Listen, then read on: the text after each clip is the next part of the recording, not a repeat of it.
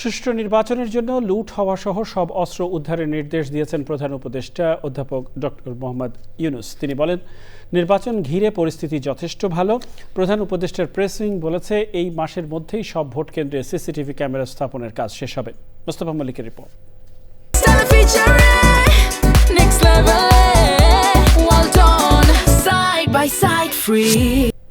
যমুনায় প্রধান উপদেষ্টার সভাপতিত্বে প্রশাসনিক পুনর্বিন্যাস সংক্রান্ত জাতীয় বাস্তবায়ন কমিটি নিকাবের ১১৯তম সভা।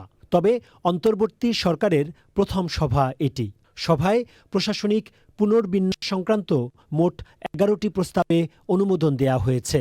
অনুমোদন পেয়েছে স্বাস্থ্য সেবা বিভাগ এবং স্বাস্থ্য শিক্ষা ও পরিবার কল্যাণ বিভাগকে এক করে স্বাস্থ্য ও পরিবার কল্যাণ মন্ত্রণালয় পুনর্গঠন করার প্রস্তাব।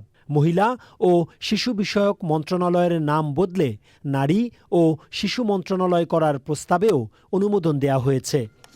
সভার বিস্তারিত তুলে ধরতে রাজধানীর ফরেন সার্ভিস একাডেমিতে প্রধান উপদেষ্টার প্রেস উইংয়ের সংবাদ সম্মেলন।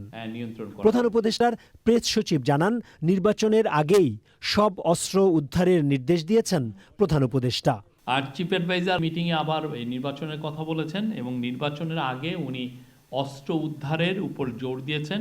উনি বলেছেন যে লুট করা অস্ত্র যে করেই হোক ইলেকশনের আগে যত দ্রুত পারা যায় এগুলোকে উদ্ধার করতে হবে।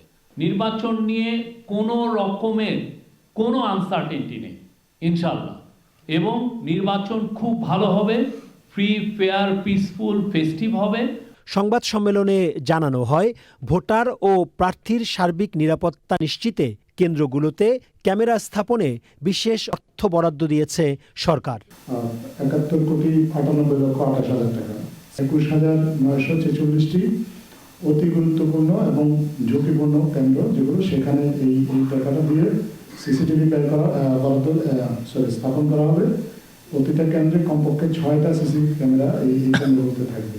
আমরা আশা করছি যে জানুয়ারি ৩১ তারিখের মধ্যেই বাকি কেন্দ্রগুলোতে সিসি ক্যামেরা স্থাপন করা। প্রেস উইং জানায়, নিকাবের সভায় গাজীপুরের পূর্বাচল উত্তর, নারায়ণগঞ্জের পূর্বাচল দক্ষিণ, কক্সবাজারের মাতার বাড়ি এবং নরসিংদী জেলার রায়পুরা নামে ৪টি নতুন থানা স্থাপনের প্রস্তাবে অনুমোদন দেয়া হয়।